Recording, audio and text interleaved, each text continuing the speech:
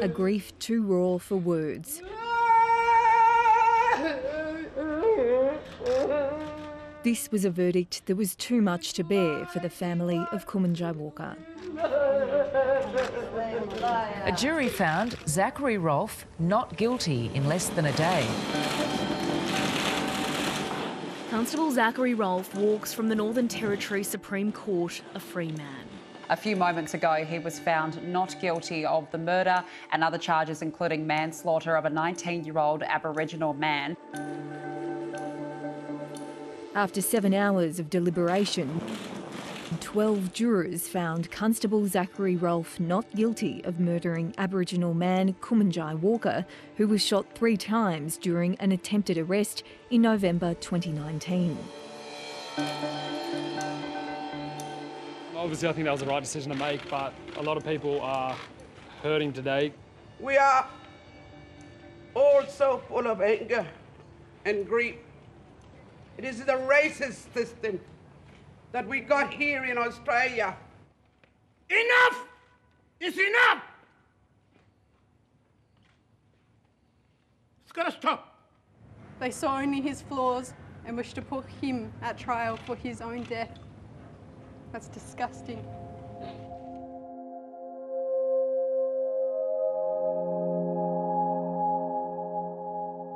After hearing from more than 40 witnesses over 5 weeks, this highly charged case essentially boiled down to 2.6 seconds, the time between Constable Zachary Rolfe's first and second shots. The prosecution argued that while the first shot was justified, the second and third were not. It was up to a jury to decide whether Constable Rolfe fired the fatal shots in self-defence.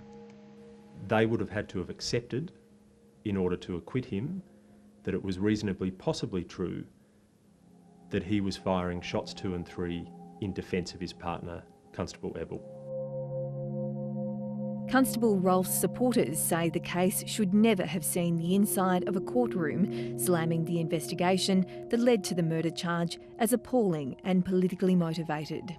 A number of public figures have had quite a lot to say before he was charged, and again, that's regrettable. Consequences will flow.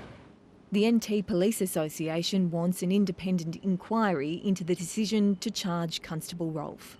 There's a whole lot of rumour and innuendo around, pressure from politicians, pressure from senior police executive. Obviously there was a lot of protests underway around, not just in the Territory but around the country. I look forward to our institutional response as part of the coronal inquest, where the facts will come to the fore. Since the shooting happened here... If Kumunjayi's death exposed rifts inside the police force, it threatened to all but destroy the already fragile relationship between NT Police and Indigenous communities. Kumunjayi Walker is among hundreds of Indigenous people who've died in custody in the 3 decades since the landmark Royal Commission into Black Deaths. The settler justice system has never acted in a way to hold a police officer responsible for causing the death of an Aboriginal person in Australia. And if the status quo remains, I think the question of whether there's going to be another police shooting in an Aboriginal community is a question of when and not if. Look, ultimately a jury of 12 have decided that what he undertook that day was authorised and justified. Now, people will no doubt sit there and say, but he had a taser or he had spray or what have you. Now remember, he was stabbed. He was viciously stabbed close to his neck. He could have died. He's given evidence to say that he saw his partner being stabbed as well. Now, he followed his training. All of that came out through the trial, and people should have confidence that that process was appropriate, because obviously the verdict's now been handed down.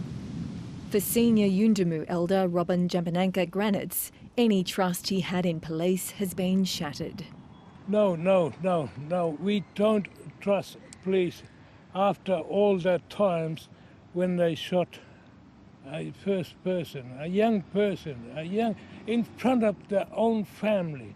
It was a trauma, the thing that we didn't want for that night. We've worked relentlessly in the last 2 years to bring those relationships even closer.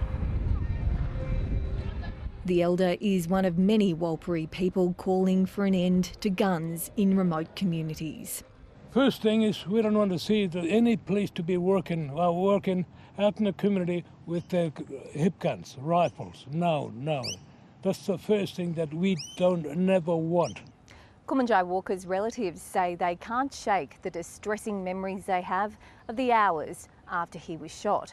They want a forthcoming inquest by the Northern Territory Coroner's Office to investigate allegations they were abandoned by emergency services.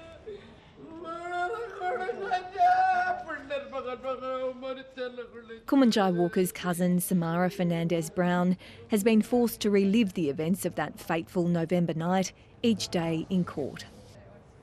It's awful. It's awful to listen to and awful to hear. It's a night she'll remember forever.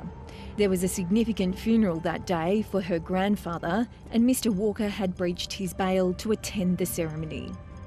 I knew him and my grandfather were quite close, so it was really nice to see him present. As the sun set, she returned from the cemetery.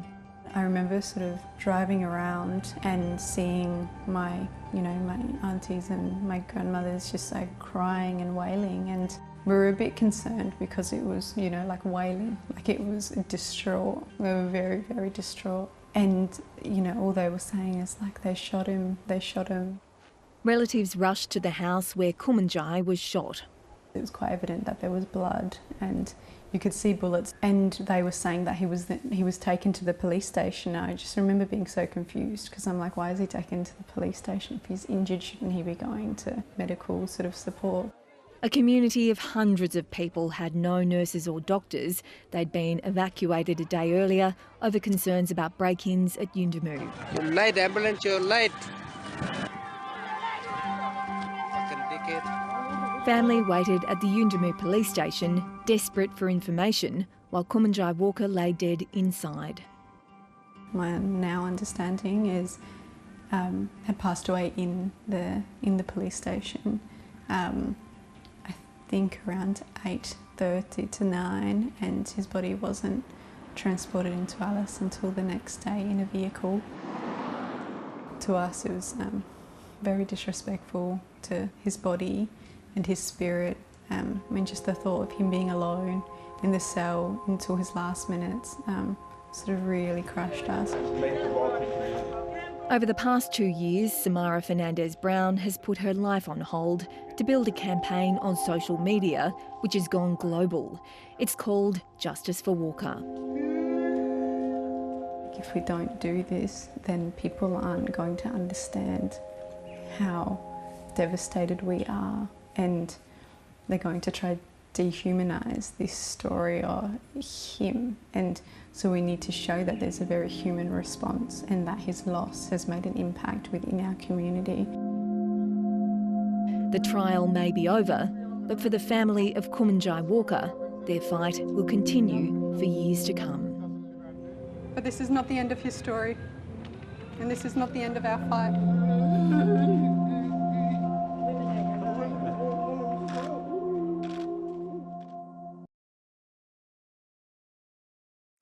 Hi, I'm Lee Sales. Thanks for watching this story. If you'd like to watch more of 730's stories, they are on the left of your screen. And tap on the button below to subscribe and get the latest from ABC News.